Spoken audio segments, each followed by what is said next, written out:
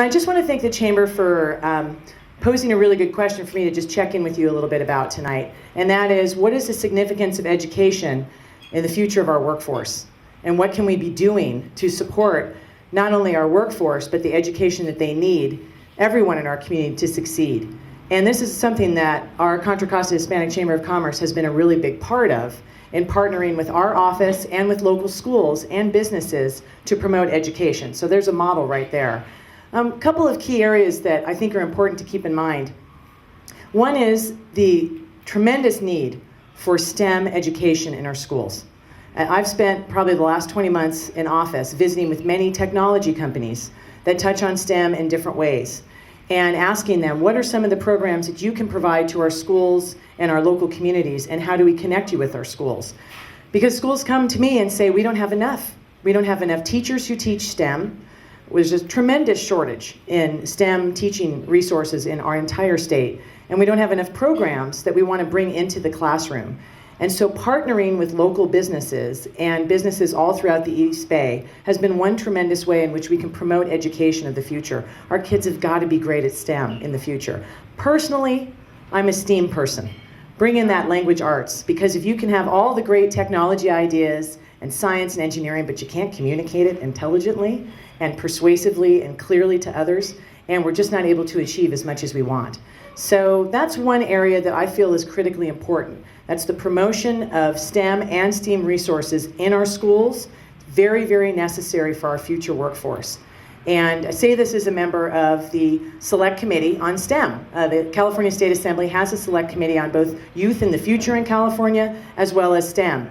And this is where we partner across the aisle and in our local communities to be bringing STEM programs into our districts. Tonight is actually a great example of how we can do that.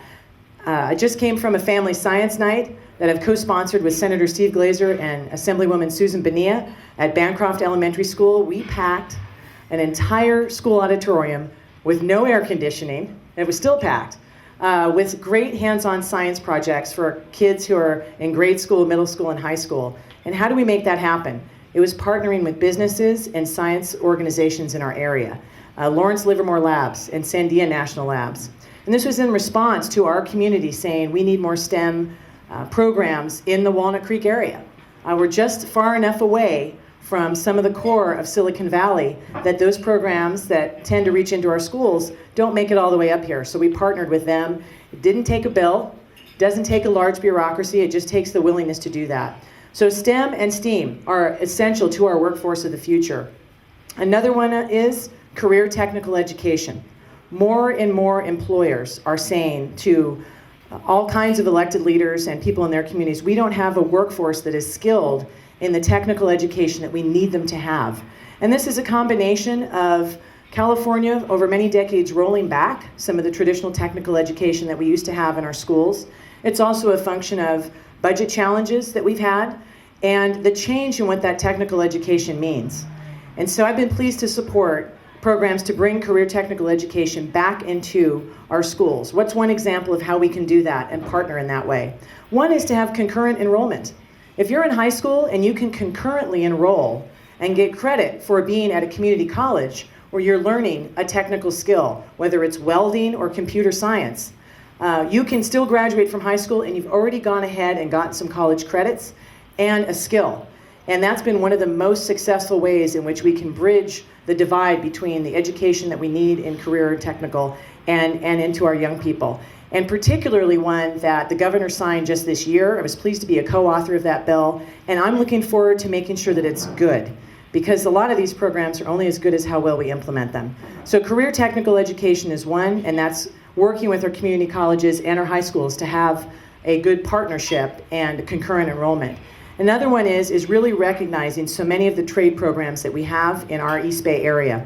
We have carpenters trade apprentice shops based in Assembly District 16. We have millwrights based in Assembly District 16. Just outside of Assembly District 16 is electricians and laborers. These are the folks who are doing a lot of the work that we see in building and construction and technical development all around the Bay Area, and they need a workforce. And a lot of those folks have great careers that did not take a four-year college degree and the debt that comes with it. And so it's making sure that we have pathways like that open to everybody in our district. These are some of the needs of our future workforce: STEM and STEAM skills, and partnering with the private sector to get those resources into our classrooms. And then how do we bridge the gap in career technical education? Those are areas that we partner in and are just the beginning. There's much more work to do. And with that, I do want to very much thank the Chamber. You've been terrific partners in my office when in the last 2 years, I'm in my first 20 months of office, when we've called and had conference calls about what's going on with the budget. What are some of the pieces of legislation that are coming forward? What do they mean for this community and this chamber and its members? You're on those conference calls. You're part of those meetings. You're on our Small Business Advisory Council, and it's been invaluable to me. I come from a family business background. My dad and Uncle Fred and grandfather had our small family business of about 15 employees, office machinery. I used to be typewriters when I was very, very young, and went to work all summer with my dad and did client calls all summer. I was very good in my first few jobs as a secretary at changing toner in a copy machine without getting black powder everywhere and clearing copy jams. But that was part of the ethic that I brought, was that small family background, a business background, and you've been part of helping us build that in legislation.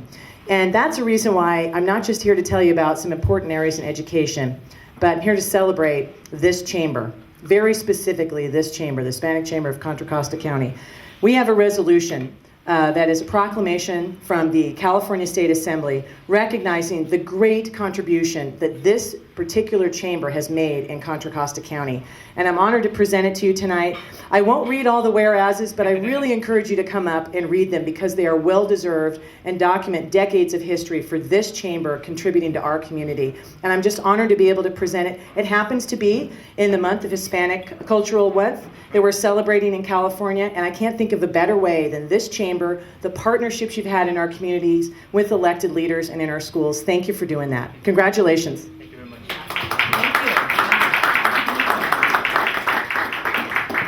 The print is too small without my reading glasses. So really encourage you to come see it. And thank you. Have a wonderful evening. Thank you for having me.